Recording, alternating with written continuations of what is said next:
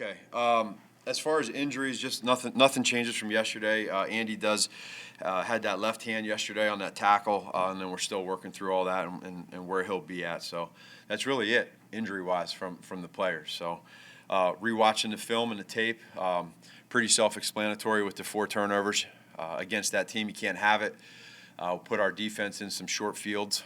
4 times they were inside the 30, and they ended up getting 23 points off of that. So I think the key there is understanding nothing really changes from what I said last night specifically after the game. The biggest thing is understanding that when you play good football teams like that, and even when you play any team in this league, you cannot have 4 turnovers. And then on the other side too, I think what's important is that emphasizing that we got to get turnovers on defense as well.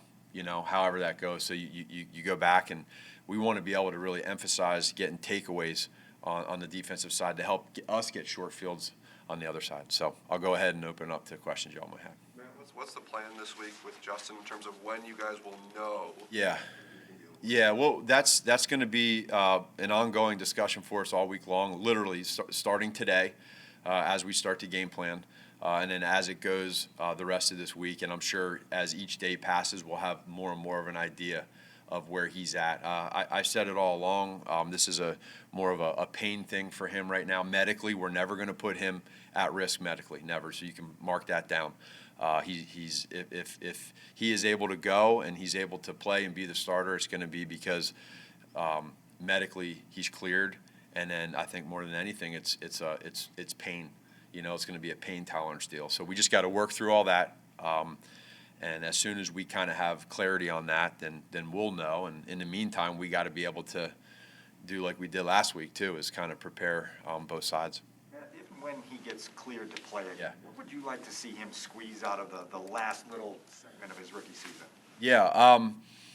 Well, I go back to from the start, the Cleveland game, to Baltimore, and when he did get hurt, and I think the previous 2 games that he had where we gave ourselves a chance to win there at the end, even going back to the San Fran game, I really felt like the game, number 1, was slowing down to him. So now for him, as he gets back out there, to be able to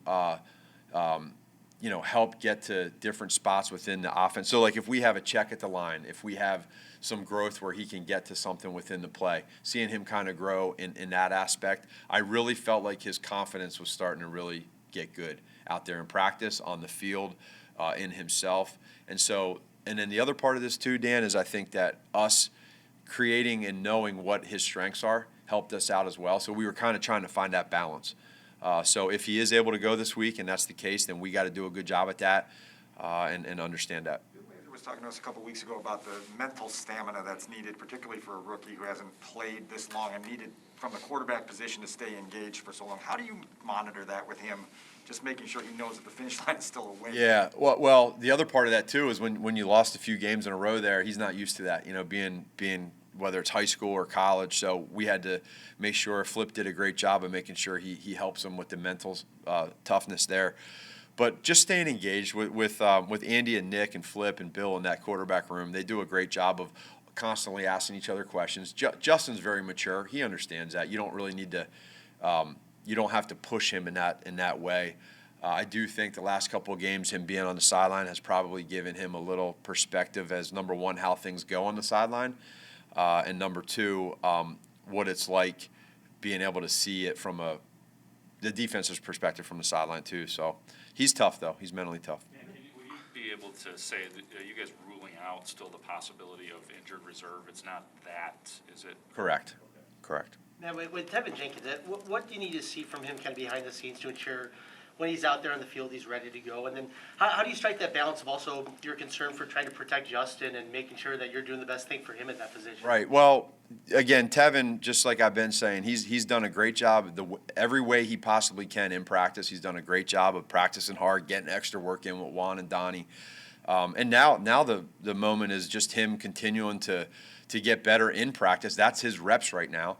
And then it gives us depth. And, we feel like as we go through this thing with Tevin, like just talking to him mentally, schematically, communication-wise, that always gets taken for granted. Like, how is he in the run game? How is he in the pass game? he's in a good place right now. So it gives us depth. There is excitement having him ready as well. But again, I go to where our offensive line is and the way they've been working, and that ability to stay in constant, just flow together. And JP's done a good job with that. How do you guys think that, or how do you think that you handled Kyler Murray's running yesterday?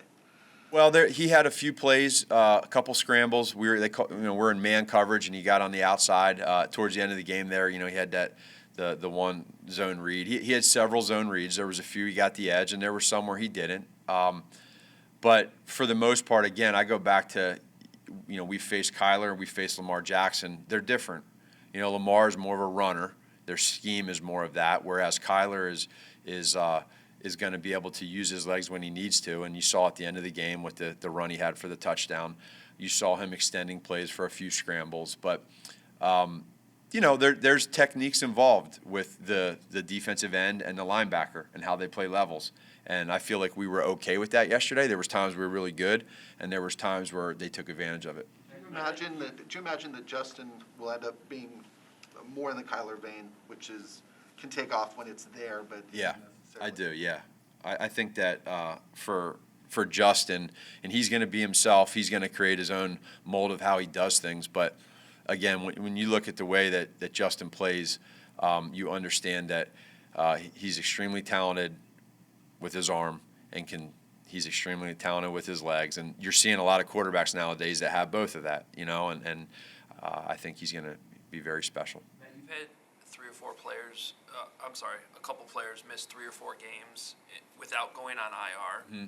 That new 3-week IR rule, how tough has that been to kind of navigate? Because sometimes you're probably guessing how long a guy's going to actually be out. Yeah, I leave more of that to Ryan, and they understand how that goes and what can happen with guys you can flex up, and then also too with Andre, as far as what is the significance of an injury, there is a little feel to that. So whether or not a guy is he going to be back within 3 weeks, and do you have to use a roster spot, or are you going to put him on IR? And then so there's some juggling, and I'm involved in that, but that's more so of Ryan and his guys of talking through with Andre, our trainer, making sure that things make sense. And then my side of it is more of, okay, that player can't play. We need to know game plan wise who's the next person up. That's kind of more of what I do. I had the headsets yesterday. Yeah. Do you know if the Cardinals had any issues? I don't know that. I don't know. I'm on the sideline. I did ask that. I said, are they having these same issues? Did your defense have any issues? Um, Offensive side. No, we were at least I didn't have any issues with Sean getting calls in when I was listening to it. There was no issues there. So, yeah, it started right when we got backed up after that punt, when we were down there on the -1 yard line or 2 yard line. That's when it all started, and he was calling it in. Bill was calling the play in, and I don't know if you ever saw Andy, but he kept going like this. He couldn't hear it, and it was going in and out. And so it's not good when you're out there and it's going in and out. So now when they were down there, I don't know if you saw me, but I was like half on the field. I'm yelling the play like high school to what Bill's saying to Andy. And then I think we went that drive right around, and then we got the rough and the running into the kicker. We got a first down. And I think at that point, I can't remember, I think at that point I had the walkie-talkie. It might not, I think it was right around that point they said the walkie-talkie works, which is way better. Because now at least he can get a clear deal from me to Andy, getting relaying the play in from Bill. So then it was fine, and then at the end we were in 2 minutes. So the plays come in a lot quicker and easier because you're no huddle, so it's less words. Matt, does the league control those? I don't. Does the league operate the headsets, or is that a Bears issue? I'd have to find out more. I'm going to find out more and ask more questions. I just haven't gotten to that point yet today. Andy has, I think, started 148 games in the league. He's had, I think, 5 where he turned the ball over that often. As you analyze it, what do you attribute that to, or what number of things do you attribute? You saying from yesterday with the turnovers? Yeah. So the first one we had the shallow cross, and again that first quarter was slick. The first play of the game, you saw it with Kyler, and the ball just kind of got away from Andy. It was high and behind Akeem, and unfortunately it went right into the DB's hands. The second one was on that third down to Cole, and I think it's self-explanatory what you saw happen there. And then the third one got tipped right at the line of scrimmage. So again, it got tipped right to him. And then the fourth one, Andy would tell you that, in that situation, just getting your eyes over there and trying to either dirt it or throw it over the top. I guess what I'm asking, he finally had a week of practice to get Yeah. ready, and then he has a performance like that. I mean, do you look at the team performance contributing to it, or did he just have a bad day, or? No, I think it was the team for sure. At the same point in time, there's parts within the game that these quarterbacks every week are going to criticize themselves and say, shoot, I wish I would have went here or there with a play. But then I'm going to, at that same point in time, what can get lost too is the fact that at the end of the game, that throw that he made to Jakeem Grant for the touchdown, that's a rare throw. With a guy in your face, he's covered. And I get that you're behind, whatever it was, 19 points or whatever, but he's out there still making some really – the throw that he made on the little toss-back reverse to him that he moved to Jakeem down the sideline with a guy in his face, missing it, switching the ball and throwing a really good play down the sideline. Like, there's some good throws in there. So, in the end, any quarterback is going to tell you that, when you turn the ball over, it's frustrating because it's a reflection of you. But at the same point in time, it's only fair to understand there's a lot that goes on within those plays. And so I think it's only fair for Andy to understand that we understand as a whole, in general, every play you got to have 11 of 11 on every play in that game. As many times in a game as you can have 11 players doing 11 things the right way. And I felt like yesterday it was more of 10 of 11, in certain plays. And so whether it's the quarterback, wide receiver, running back, bad play call, bad decision by me, whatever it was, it's all of us, and not just on offense, it's in all three phases. And that's where if we can just minimize those, because that happens with every team, right? When you win, it deodorizes it, but when you lose, it magnifies it. So if we can just minimize those mistakes, I think we could do a lot. We could be a lot better, and I think it showed with some of our numbers yesterday. But against a really good football team, that's trouble. Yesterday you mentioned that you had a concerted effort to get David involved, not only in the run game, but in the pass game as well. Yeah. What was it about yesterday's game that you wanted to get him involved in the pass game versus any other game this? Here's the deal with that is it's not so much that we wanted to get him involved in the pass game, but if teams are going to take away your shots, he's going to be open. And there was plays yesterday where I thought Andy made quick decisions where they took we called shots and they were whatever reason they were way back and Andy just dumped it down or threw it over a guy. There's a few of those you can probably remember. So in those moments, that's what you're going to get. Like you see. I just always think of LaDainian Tomlinson, right, back there with Phillip Rivers. Phillip Rivers is one of the greatest ever at checking the ball down and getting a lot of yards because he's smart. Just take what the defense gives you. And Tomlinson would, LT would catch the ball and on a little check down, and before you know it, you look at the stat line, he's got 12 targets, he's got 10 catches for 95 yards. And I think that's what yesterday was. It was one of those days, and when David gets the football one-on-one, he's usually going to get forward yards. David spoke kind of from the heart yesterday about wanting to continue to play hard and hoping that attitude spreads to his teammates. So just wondering what you've seen from him in terms of that leadership. Yeah, never change. And that's who he is. That's his DNA. He's a special guy that just he comes to work every day. He does it like a true pro. You win a lot of football games with David Montgomery's. You win a lot of football games. And when somebody, because it's authentic, it's real, there's no BS. Like, tell me when you mess up a play. Tell me when you call a bad play call. Like, just shoot me straight. That's how he is, and I love that about him. He also is motivated to be the best every day, every play. Like whether it's his rookie year where he wanted to rush for 1,400 yards, or whether it's this year where he wants to. And when I say that, it's like that's his mindset, and so because he wants to help the team win, and winning to him, which is this part about him is special and rare. Winning to him is more important than anything.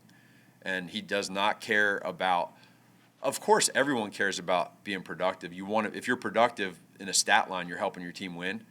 But he would rather win than be productive in his stat line. And I think that's what has always intrigued me, and I've always appreciated his approach. And very focused. Just a great guy. I mean, like I said, you'll win a lot of football games with David Montgomery.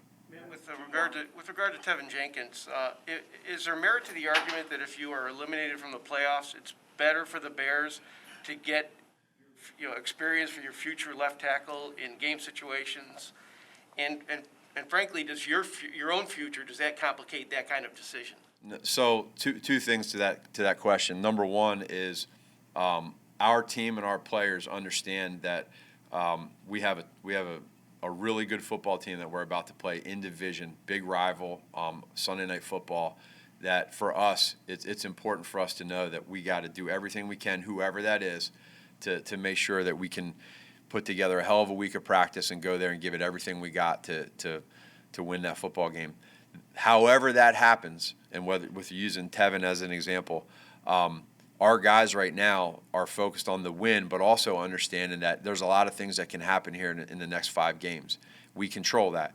The other part of that of what if down the road, what can happen in your job and if you are mathematically eliminated from the playoffs, that's all down the road stuff, and that's not where we're at. Simply put, you know what I mean? Like we're just not there. That's not our mindset. And it's hard to go to that point because that's just not how we think. I understand the question. I understand the want because he's a high draft pick. It's just like Justin too, right? High draft pick, you want to see him play.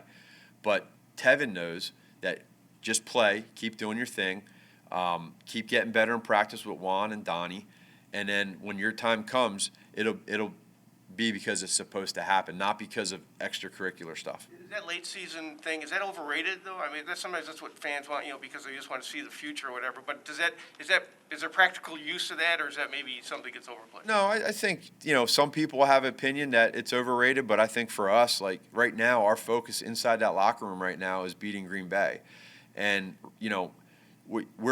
it stinks that we lost yesterday. Like there's we're 4-8, and it's not the record that we want. It's not what we wanted to happen yesterday.